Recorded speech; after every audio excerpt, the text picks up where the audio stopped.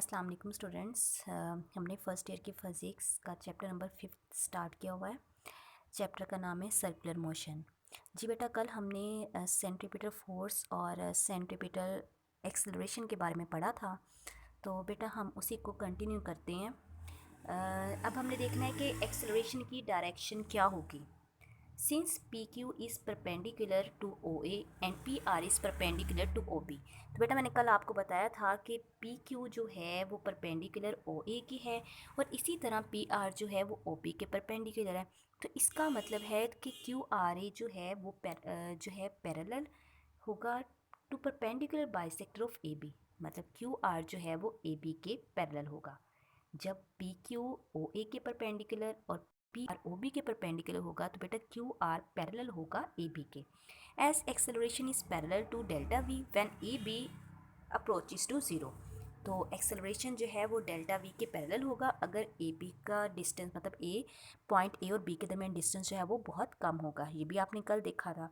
तो जो centripetal acceleration होगा बेटा, ये इसकी डायरेक्शन होगी, मतलब ये अलोंग द रेडियस के अलोंग होगा और इसकी डायरेक्शन होगी towards the centre of the circle. जैसे आपने सिंपल हार्मोनिक मोशन 10th में पढ़ा था ना, तो आपने कहा था कि एक्सेलरेशन की डायरेक्शन होती है टूवर्ड्स मीन पोजीशन। तो बेटा यहाँ बिल्कुल सर्कुलर मोशन में भी वैसा ही होगा, एक्सेलरेशन की डायरेक्शन होगी towards the centre of the circle. तो instantaneous acceleration of an object traveling with uniform speed in a circle is directed towards the center of the circle and is called centripetal acceleration। तो बेटा किसी भी object का instantaneous acceleration जो कि definitely अगर कोई बॉडी जो है वो यूनिफॉर्म स्पीड के साथ सर्कल में मूव कर रही है, तो जो उसका एक्सेलरेशन इंस्टेंटेनियस एक्सेलरेशन होगा, इसकी डायरेक्शन होगी टूवर्ड्स द मीन पोजीशन और इसको हम बोलेंगे सेंट्रीपिटल एक्सेलरेशन। तो बेटा इसको हम ड्राइव करते हैं। The direction of the centripetal force is the direction of the centripetal acceleration. अगर एक्सेलरेशन की direction towards centre of the circle है तो बेटा जो सेंट्रीपिटल फोर्स होगी इसकी डायरेक्शन भी होगी towards the centre of the circle. तो कल आपने पढ़ा centripetal force FC is equal to, नहीं सबसे पहले हम देखेंगे हमने न्यूटन का सेकंड लॉ पढ़ा हुआ है ना, F is equal to ma। तो बेटा उसको सेंटीमीटर फोर्स की फॉर्म में लिखेंगे तो F को रिप्लेस कर देंगे FC के साथ, M एज इट इज़, और A को रिप्लेस कर देंगे AC के साथ। बेसिकली ये न्यूटन का सेकंड लॉ ही है, F is equal to ma। तो बस F और A के साथ C लगा दिया ताकि पता चल जाए कि हम सेंटीमीटर की बात कर रहे हैं। बेटा इसके अलावा कल आपने AC का रिलेशन पढ़ा, AC is equal to V²/R। अब बेटा ये जो ऊपर फॉर्मूला है यहाँ AC की वैल्यू पुट कर दें तो FC as it is equal to as it is M as it is, AC की जगह पुट कर दो V²/R। तो बेटा ये आपके पास एंगुलर मेजरमेंट आ जाएगी। ठीक है, ये आपके पास सेंट्रीपिटल फोर्स का रिलेशन आ गया या एक्सप्रेशन आ गया, FC is equal to mv²/r। अगर कोई आपसे पूछे कि सेंट्रीपिटल फोर्स का फॉर्मूला क्या है तो बेटा आपने कहना है FC is equal to mv²/r। अगर हम एंगुलर मेजरमेंट लें तो ये इक्वेशन कैसे बन जाएगी। अभी आपने बेटा निकाला FC is equal to mv²/r। ठीक है, तो V लीनियर वेलोसिटी है तो आपने पढ़ा है V इज इक्वल टू, आपने पढ़ा है V is equal to R omega. ठीक है, आर ओमेगा, ये आपके पास लीनियर और एंगुलर वेलोसिटी का रिलेशन है। बेटा ये जो V की वैल्यू है ना वो आपने यहाँ पुट करनी है। ठीक है, इस V की जगह आपने क्या करना है, आपने आर ओमेगा पुट करना है। तो देखिए आगे आर ओमेगा पुट किया गया है, V की जगह पुट कर दिया आर ओमेगा, क्योंकि V का स्क्वायर था तो R का स्क्वायर भी आ गया, ओमेगा का भी। बेटा ये एक R के साथ कैंसिल, तो पीछे क्या बचा, FC is equal to MR omega square आ जाएगा। तो सेंटीमीटर फोर्स का यूनिट जो है, चूँकि ये फोर्स ही है तो इसका यूनिट न्यूटन रहेगा। इसके डायमेंशन निकालना चाहो तो बेटा M मैस के लिए M आ गया, R रेडियस जो कि लेंथ है तो बेटा इसके लिए L आ गया। ओमेगा स्क्वायर जो है आपको पता है ओमेगा की आपने डायमेंशन कल निकाली थी, वो थी पर सेकंड स्क्वायर। ठीक है, तो यहाँ भी पर टाइम्स ये आ जाएगा, टाइम पर स्क्वायर आ गया। तो यहाँ तक बेटा सेंटीमीटर फोर्स का हमारा टॉपिक जो है वो कंप्लीट हो गया। अब चलते हैं नेक्स्ट टॉपिक की तरफ। जी बेटा आज है define and explain the moment of inertia. हमने देखना है कि मोमेंट ऑफ इनर्शिया क्या चीज़ है। Moment of inertia of particle is defined as the product of the mass of the particle and square of its perpendicular distance from pivot the axis of rotation। बेटा moment of inertia जो है actually ये product है body की मास का और इसके perpendicular distance का। परपेंडिकुलर डिस्टेंस कौन सा? Axis of rotation. तो देखिए बेटा ये हमारे पास एक सर्कल है, हमने एक रॉड लिया, ये आपके पास एक रॉड है बेटा, ये मैस है, ठीक है। ये आपके पास क्या है? एक मैस है। मैस को रोड के साथ अटैच किया और रोड का एक एंड जो है वो सर्कल के सेंटर के साथ फिक्स कर दिया। तो बेटा सेंटर से यहाँ तक का जो डिस्टेंस आपने देखे, पहले क्या था? बॉडी यहाँ थी, ये जो रॉड है ना, रॉड जिसके साथ मैस अटैच किया, पहले बेटा ये बिल्कुल यहाँ पड़ी हुई थी। फिर आपने क्या किया? यहाँ परपेंडिकुलर फोर्स लगाई। आपने क्या किया? परपेंडिकुलर। देखिए बॉडी यूँ पड़ी हुई थी, अभी मैं बताती हूँ आपको। ये देखिए पहले यही वाला रोड ऐसे पड़ा हुआ था, यूँ, ठीक है, रोड ऐसे पड़ा हुआ था। ये देखिए पहले रोड ऐसे पड़ा हुआ था, फिर आपने इस पर फोर्स लगाई। आपने क्या किया? फोर्स लगाई। फोर्स लगाने से रोड यहाँ चला गया, ठीक है, फोर्स लगाने से रोड यहाँ चला गया। तो देखिए यहाँ से यहाँ तक का जो डिस्टेंस बन रहा है ये परपेंडिकुलर डिस्टेंस बन रहा है, क्योंकि देखिए फोर्स इस डायरेक्शन में लग रही है और ये यहाँ से यहाँ तक का जो डिस्टेंस होगा, देखिए ना, ये axis of rotation perpendicular distance कौन सा होगा? बॉडी से एक्सिस ऑफ रोटेशन तक का जो डिस्टेंस होगा वो क्या कहलाएगा? Perpendicular distance. तो बेटा ये परपेंडिकुलर डिस्टेंस हो गया और फोर्स आपने परपेंडिकुलर लगाई, ठीक है। एक्सिस ऑफ रोटेशन मतलब यूँ है और आपने फोर्स इस डायरेक्शन में, परपेंडिकुलर डायरेक्शन में आपने फोर्स लगाई है। तो ये आपके पास क्या बन गया? ये आपके पास जो है वो इसका आ गया मैस का प्रोडक्ट, मैस, और जो परपेंडिकुलर डिस्टेंस, यहाँ ये चीज़ क्या बन गया? रेडियस। इनका जो प्रोडक्ट होगा वो क्या बनेगा? Moment of inertia. बेटा मोमेंट ऑफ इनर्शिया आई है, I is moment of inertia को आई से रिप्रेजेंट करते हैं। ये किसके इक्वल आता है? mr²। तो बेटा यहाँ आई मोमेंट ऑफ इनर्शिया को आई से रिप्रेजेंट करते हैं, ये किसके इक्वल आता है? mr² के। अभी हमने कहा कि मैस और परपेंडिकुलर डिस्टेंस के स्क्वायर के प्रोडक्ट के। तो ये आपके पास मोमेंट ऑफ इनर्शिया आ गया। अब इसको थोड़ा सा समझते हैं। Consider a mass attach to a massless rod which can be rotate about a frictionless pivot O let the system be horizontal plane a force F act on the mass perpendicular to the rod. बेटा अभी मैंने आपको बताया, यही चीज़ आपको बताई है कि पहले रोड ऐसे था, फिर आपने क्या किया? उसके ऊपर परपेंडिकुलर डायरेक्शन में फोर्स लगाई। देखिए रोड यूँ पड़ा हुआ है और आप यूँ फोर्स लगा रहे हो, तो देखिए बेटा यहाँ एंगल क्या बन रहा है? 90। तो इसका मतलब है फोर्स जो है वो परपेंडिकुलर लग रही है बॉडी पर। तो न्यूटन के सेकंड लॉ के according F is equal to M A. This force rotates the mass about O. इस फोर्स की वजह से आपका मैस जो है वो इस जो है वो ओ पॉइंट के अलोंग जो है वो रोटेट करेगा। As the angular acceleration alpha can be expressed as, आपने एंगुलर एक्सेलरेशन पढ़ा हुआ है, A is equal to R alpha. ये आपके पास लीनियर और एंगुलर एक्सेलरेशन का रिलेशन है। तो बेटा यहाँ ए की इक्वेशन 1 में ए की वैल्यू पुट कर दो, F is equal to M, M as it is A की जगह आ जाएगा R alpha. Both side R के साथ मल्टीप्लाई कर दो, इधर भी आर के साथ मल्टीप्लाई कर दो, इधर भी। तो यहाँ आर एफ आ जाएगा और यहाँ आर का स्क्वायर हो जाएगा। बेटा अब आपको अगर याद हो, आपने टॉर्क का फॉर्मूला पढ़ा है, torque is equal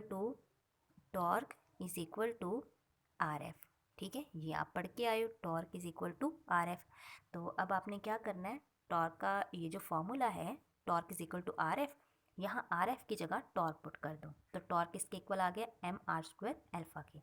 here F is replace by torque A by alpha. A को आपने रिप्लेस कर दिया अल्फा के साथ, आर एफ को रिप्लेस कर दिया टॉर्क के साथ। The quantity mr² is known as moment of inertia. यहाँ बेटा mr² जो है, यहाँ mr² जो है वो आपके पास मोमेंट ऑफ इनर्शिया, देखिए मैंने अभी पीछे बताया mr² किसके इक्वल है? मोमेंट ऑफ इनर्शिया के। तो देखिए यहाँ भी mr² आ रहा है, mr² आ रहा है, यहाँ भी क्या आ जाएगा? Inertia, I is equal to mr²। तो बेटा ये आपके पास मोमेंट ऑफ इनर्शिया आ गया। इसका रोल वही होता है जो लीनियर मोशन में मैस का होता है। लीनियर मोशन में जो रोल मैस का होगा, एंगुलर मोशन में वही रोल जो है वो इसका मोमेंट ऑफ इनर्शिया को होगा। अब देखते हैं कि मोमेंट ऑफ इनर्शिया किन पे डिपेंड करता है। This show that moment of inertia depends upon the mass and the square of the perpendicular distance from the axis of rotation. तो आप देख सकते हो यहाँ मोमेंट ऑफ इनर्शिया जो है एक तो मास पे डिपेंड कर रहा है और एक परपेंडिकुलर डिस्टेंस के स्क्वायर पर डिपेंड कर रहा है। Practically it also depend upon the distribution of mass and position of the axis of rotation. ये मैसेज पे भी डिपेंड करता है और एक्सिस ऑफ रोटेशन जितना इसका डिस्टेंस होगा उन पे भी डिपेंड करता है। तो चलिए इसको डिटेल में करते हैं। आपने मोमेंट ऑफ इनर्शिया निकालना ऑफ रिजिड बॉडी। बेटा ये आपके पास एक आर्बिट्रेरी रिजिड बॉडी है। मैंने आपसे कहा था कि रिजिड बॉडी जो है वो स्मॉल मैसेज के मिलने से बनी होती है, तो उसके अंदर बहुत सारे पार्टिकल्स होते हैं। तो देखिए बेटा, एक आर्बिट्रेरी रिजिड बॉडी लिया है, ये रिजिड बॉडी का सेंटर है, ठीक है, सेंटर है, और ये पार्टिकल्स पड़े हुए हैं। ये M1 हो गया मैस, ये M2 ले लो बेटा, ये M3 और ये M4 है।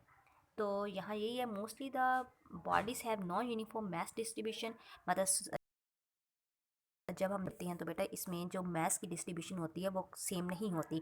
कुछ बॉडीज़ ऐसी होती हैं जिनमें मैस की डिस्ट्रीब्यूशन ज़्यादा होती है, और कुछ बॉडीज़ ऐसी होती हैं जिनमें मैस की डिस्ट्रीब्यूशन जो है वो कम होती है, ठीक है। तो यही वो कह रहे हैं कि डिस्ट्रीब्यूशन जो है वो कांस्टेंट नहीं होगी। हमने एक रिजिड बॉडी ली है जिसमें बहुत सारे मैसेज है, M1 M2 M so on. और इसी तरह अगर M1 का डिस्टेंस फिक्स पॉइंट से M1 का डिस्टेंस ले तो वो R1 होगा, अगर M2 से ले तो वो R2 होगा, अगर M3 से ले तो वो R3 है, और M4 से ले रहे हैं तो उसका डिस्टेंस क्या होगा, R4। X of rotation. अब आपने क्या करना है, इस बॉडी पर ना फोर्स लगानी है, फोर्स लगा के इसको रोटेट करना है। तो जाहिर सी बात है, आपने पढ़ा होगा जब कोई बॉडी एक फिक्स्ड एक्सिस के अलोंग रोटेट करती है तो टॉर्क प्रोड्यूस होता है। तो बेटा जब ये बॉडी रोटेट करेगी तो इसके अंदर जो मैसेज हैं वो भी रोटेट करेंगे, तो जब मैसेज रोटेट करेंगे तो बेटा टॉर्क प्रोड्यूस होगा, ठीक है, रोटेशन की वजह से टॉर्क प्रोड्यूस होगा। तो आपने क्या करना है, हर मैस के लिए, M1 के लिए, M2 M3 M4 जितने 20 बॉडी के अंदर मैसेज होंगे सबके लिए अलग से टॉर्क निकालना है।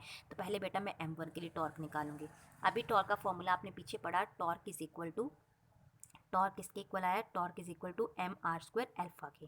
तो आप मैस M1 के लिए टॉर्क निकाल रहे हो, तो बेटा आप सिंपली क्या करोगे, टॉर्क 1 लिख दोगे क्योंकि M1 की बात हो रही है, मैस को रिप्लेस कर दोगे M1 के साथ, R को रिप्लेस कर दोगे R1 के साथ, और अल्फ़ा को रिप्लेस कर दोगे अल्फ़ा 1 के साथ। ऐसे ही बेटा M2 के लिए निकाल दो, तो टॉर्क 2 हो जाएगा, M1 की जगह M2 आ जाएगा, R1 की जगह R2, अल्फ़ा 1 की जगह अल्फ़ा 2। ऐसे ही एन के लिए, मतलब जाहिर सी बात है बहुत सारे मैसेज हम हर मैस के लिए तो नहीं निकाल सकते, तो हम 2-3 का निकाल के लास्ट वाला जो मैस होगा ना, एम टॉर्क एन या एम एन जो मैस होगा उसके लिए टॉर्क निकालेंगे, टॉर्क एन।